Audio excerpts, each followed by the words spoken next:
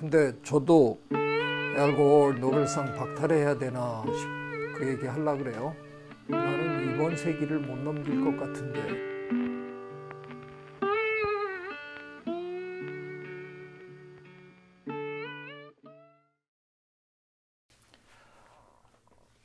오늘은 제가 이 심각한 기후변화 시대에 도대체 우리는 어떻게 해야 되냐 하는 얘기를 조금 드려보겠습니다. 제목은 제가 아주 불편한 진실과 조금 불편한 삶 이렇게 한번 붙여봤습니다.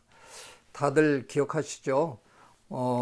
물론 뭐 미국의 이상한 선거제도 때문에 대통령은 되지 못했지만 노벨 평화상을 받죠. 전 미국 부통령 앨 고어. 불편한 진실이라는 책을 쓰고 그걸 다큐멘터리로 만들어서 기후변화가 얼마나 심각한 거냐 하는 거를 세상에 굉장히 잘 알렸다 하는 그 공로를 인정받아서 노벨 평화상을 이제 수상했습니다. 그 지금 미국 트럼프 대통령 되기 전이었는데 어느 해 겨울에 하루 되게 추우니까 뭐라고 하냐 하면 지구온난화 애들이 겨울이 왜 이렇게 추워? 에고 저 노벨상 박탈해라. 뭐 하여간 참 무식한 양반인데 이게 트렌드라는 걸 이해를 못하는 거죠. 근데 저도 알고 노벨상 박탈해야 되나 그 얘기 하려고 그래요.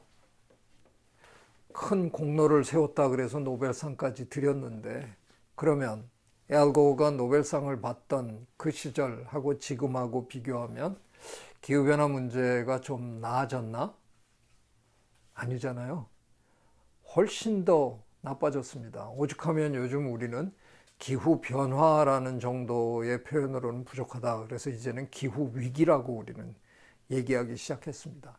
그러니까 앨고 같은 분이 그리고 우리가 다 존경하는 제인 구달 선생님 같은 분이 제 지도 교수님 에드워드 윌슨 교수 같은 분, 데이비드 애튼버러 뭐 이런 많은 분들이 그동안 끊임없이 이 중요성을 역설했습니다. 그럼에도 불구하고 점점 나빠지고 있습니다. 진실은 훨씬 불편합니다. 앨고가 얘기했던 그 불편한 진실 정도가 아니라는 겁니다.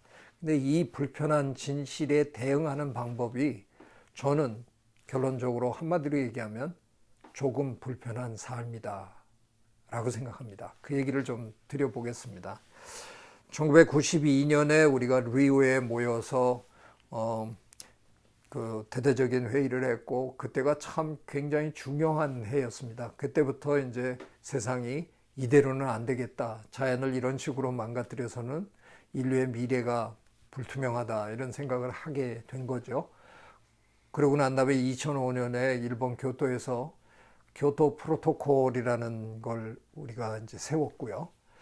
그런가 하면 또 2015년에는 파리에서 이런 문제들의 그 핵심 모든 나라들이 어떻게 이거를 이제 따라야 하느냐 하는 거에 대한 상당히 명확한 가이드라인도 만들고요. 저 양옆에 제가 여러 기구들을 얘기했는데 UNFCCC라든가 UNEP, IPCC, 세계 기상 뭐 학회 이런 모든 곳에서 굉장히 많은 노력을 지금 하고 있습니다. 그런데 제가 말씀드린 대로 결과는 그렇게 뭐 바람직하지 않은 겁니다. 세계 정상들이 이게 국제적인 문제이기 때문에 협의를 해야 되는데 늘상 우리 사회에서 보면 늘 여성들이 늘 탁월한데요. 우리 메르켈 독일 총리님은 이 문제를 누구보다도 정확하게 파악하시는 분입니다. 그래서 이번에 이 코로나 사태를 겪으면서도 메르켈 총리는 코로나 사태 이후의 세계에서 가장 중요한 건 기후 위기를 어떻게 대응할 거냐 이게 가장 중요한 거다라고 분명하게 말씀하십니다. 제가 지난번에 이 말씀 한번 드렸는데 결국은 이런 일들을 만들어내는 나라들, 그러니까 미국, 중국, EU, 우리나라도 만만치 않습니다. 이런 나라들이 책임 있는 행동을 해야 되는 거죠.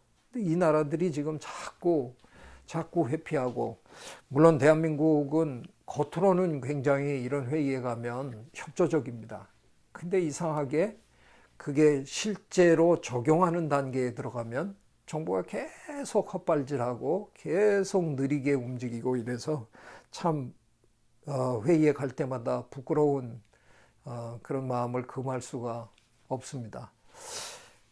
2016년에 사피엔스라는 책 쓴 저자 유발 하라리 교수가 우리나라에 왔었어요.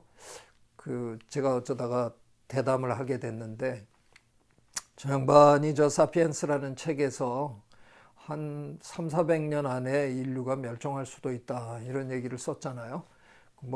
저 책 때문에 세계적인 스타가 됐는데 여러 나라에 초대받아서 가면 저 양반이 한 300~400년 안에 인류가 멸종할 겁니다 이렇게 얘기를 하면 다들 화들짝 놀라서 막 질문하고 이러는 게 이제 보통인데, 저랑 대담을 마치고 난 다음에 그 호텔방으로 올라가면서 기자한테 자기가 여러 나라 다녀봤는데 오늘 대담이 가장 자극적이었다라고 얘기를 했다는 거예요. 가장 스티뮬레이팅 했다. 왜 그랬을까요? 우리가 얘기를 하다가 생각해 보니까 그 얘기부터 우리 또 시작했거든요. 300~400년 안에 멸종할 수도 있다. 근데 제가 그 얘기를 어떻게 받아쳤냐 하면 300~400년 걸릴 게 뭐 있냐. 나는 이번 세기를 못 넘길 것 같은데. 그랬더니 하라리가 갑자기 저한테 너는 무슨 근거로 그런 얘기를 하느냐. 막 질문하는 바람에 원래는 제가 질문을 하고 저 양반이 답변하고 이런 식으로 가는 거였는데 처음에 한 10몇 분을 주객이 전도돼 갖고 저 친구가 저한테 막 질문을 쏟아내고, 그래서 아마 좀 자극적이었나 봐요. 다른 나라에서 겪지 못했던. 근데 사실은 저 친구를 골탕 먹이려고 일부러 한 얘기 아닙니다. 제가 설마 이번 세기 안에 인류가 멸종하기를 학수고대하는 건 아니겠죠. 다만 저는 이번 세기 안에 인류가 멸종한다고 하더라도 놀라지 않겠다라는 얘기를 한 겁니다. 호모 사피엔스, 유발 하라리의 책 제목에 있는 사피엔스라는 말이 영어로 말하면 wise라는 뜻이거든요. 우리 인간은 호모 속에 있는 여러 종의 이름을 일어섰다 그래서 에렉투스, 손재주가 있다 그래서 하빌리스 여러 가지 지어주다가 다 멸종하고 혼자 딱 남아가지고 자기가 자기한테 뭐라 그러냐면 현명한 인간이다 이렇게 얘기를 합니다. 그런 현명한 인간이라고 얘기를 할 수 있을까 하는 걸 저는 좀 의심해야 된다고 생각해요. 지금 우리 인간이 하고 있는 일들을 객관적으로 이렇게 살펴보면 도대체 이게 현명한 인간으로서 할 수 있는 일인지, 자멸하고 싶어서 안달이 난 동물처럼 보입니다. 그래서 저는 100년 안에 우리가 절멸한다 그래도 정말 눈 하나 깜짝하지 않을 겁니다. 저 남태평양에 있는 이스터 섬에 있는 저 거대한 석상들, 도대체 무엇 때문에 저렇게 대단한 걸 만들었는지 아직 사실 정확하게 모르잖아요. 저걸 만들어 놓고 원래 저 이스터 섬은 울창한 정글로, 울창한 삼림으로 덮여있던 섬이었는데 그 모든 나무 다 없애고 저걸 만든 인간은 사라지고 저 덩그러니 저 석상만 남았습니다. 저는 인류의 미래를 보고 있는 것 같은 생각이 자꾸 듭니다. 우리 호모사피엔스 멸종할 가능성 대단히 높습니다. 이번에 우리가 코로나 바이러스 이 팬데믹을 겪으면서 이게 너무나 역설적이라는 생각이 드는 겁니다. 도대체 이런 일이 왜 벌어져야 되냐 하는 겁니다. 이 역설적인 그 와중 속에 가장 큰 역설은 뭐냐 하면 저는 희망이라고 생각해요.